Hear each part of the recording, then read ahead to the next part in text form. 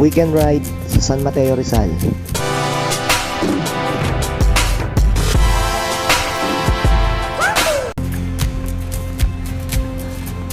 Morning mga idol. Punta tayo ng San Mateo. Punta tayo sa overlooking adventure site. First time kong pumunta doon, so kapa-kapa. Mamaya magagamit na tayo ng Google Map. Time check 8 AM. Tanghali naman nakalabas.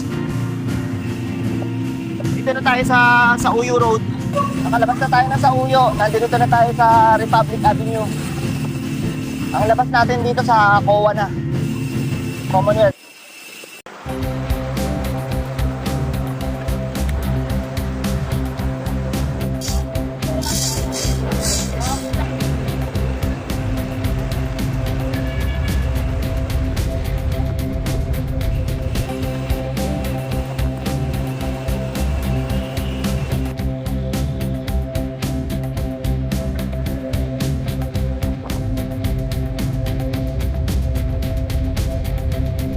Dito na tayo sa C6, San Mateo. Mga 7 to 8 kilometers, nandun na tayo. Dito na tayo sa Ampid. Kanan tayo. Sabi ni Google. Simula na yung mga ahon. Ito, 10% na.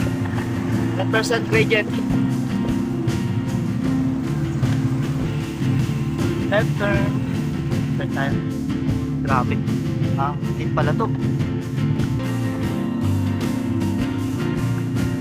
Wala, talaga. Expected naman talaga to na puro ahon yung dadaanin natin kasi overlooking nga yung pupuntahan natin. Pero hindi ko alam kung gaano katarik.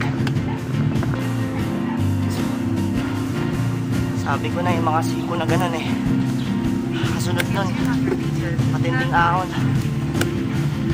14% agad. 15, 16. Umabot pa ng 17 max. May kurba na naman. Baka biglang bulaga na naman to. Sabi na eh. Sabi.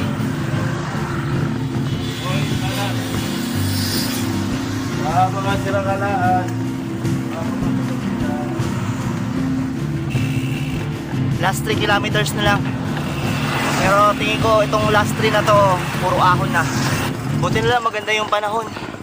Kaya hindi masyado masakit. Kaya pa naman.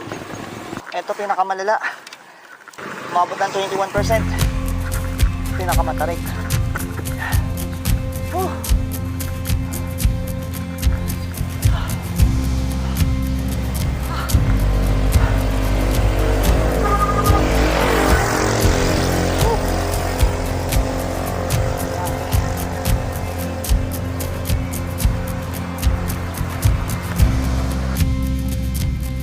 Doon pa yung aahulin natin, no? Ayun. Yung malayo-layo pa.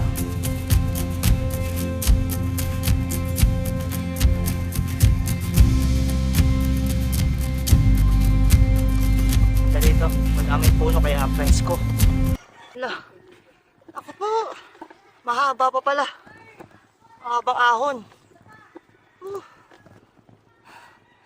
Tarik na ito.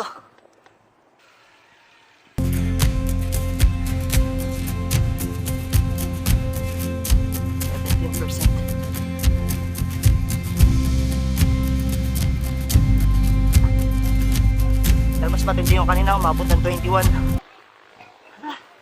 Akala ko last na yun.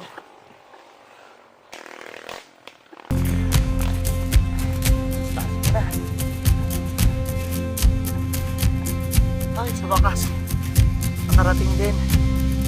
Grabe mga ahon yan. Nandito na tayo.